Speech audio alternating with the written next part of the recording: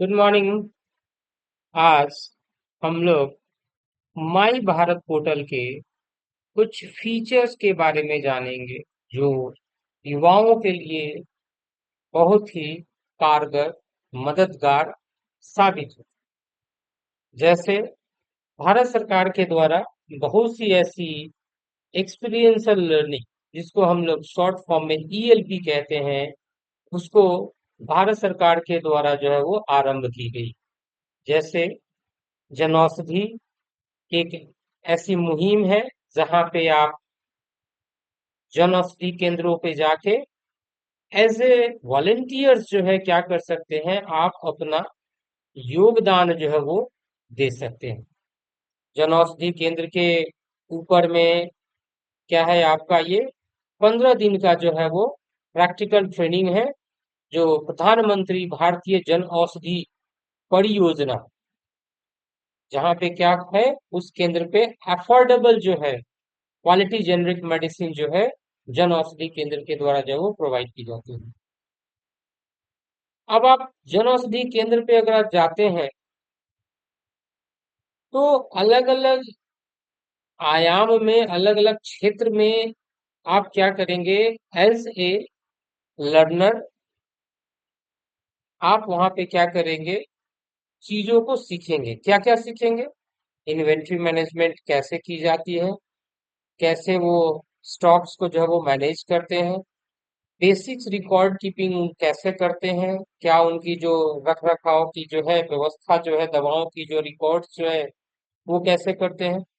फिर customer service, ये बहुत बड़ा एक इम्पोर्टेंट फैक्टर है,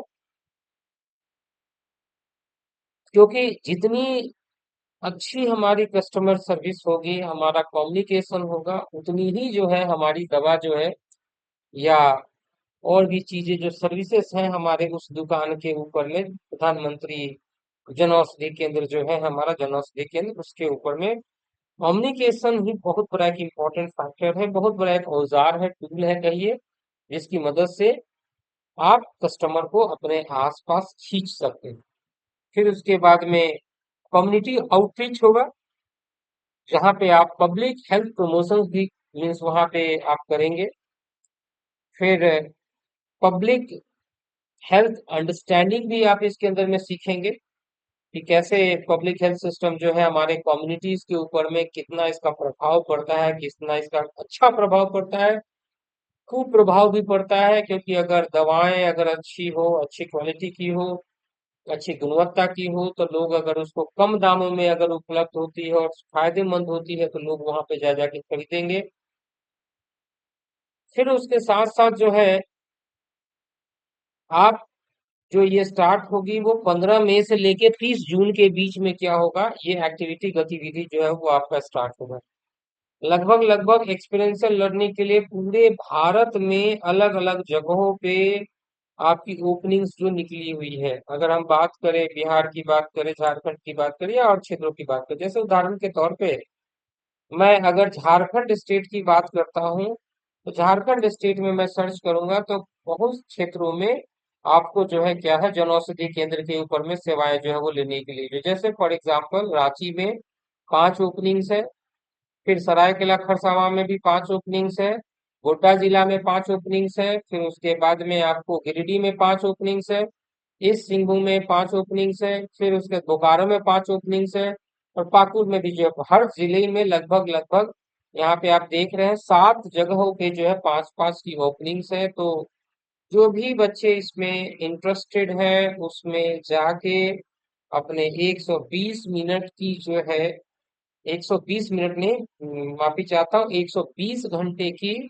अपनी जो है एक्सपीरियंशियल लर्निंग जो है वहां से जो है वो ऑब्टेन कर सकते हैं, और फिर अपनी गतिविधियों को क्या कर सकते हैं, गतिविधियों को क्या कर सकते हैं, माई भारत पोर्टल के जरिए आप अपलोड कर सकते हैं। जैसे मैंने भी आपको दिखाया कि एक्सपीरियंशियल लर्निंग में जन औषधि केंद्र पे जाना है, जन औषधि केंद्र के ऊपर में अब सबसे बड़ी बात रहे कि जन औषधि केंद्र में जो एक्सपीरियंशियल लर्निंग जो है आपका, क्या सबको ही अप्लाई कर सकता है?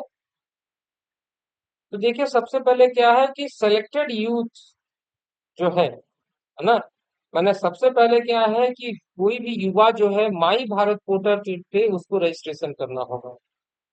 माई भारत पोर्टल पे रजिस्ट्रेशन करने के बाद में,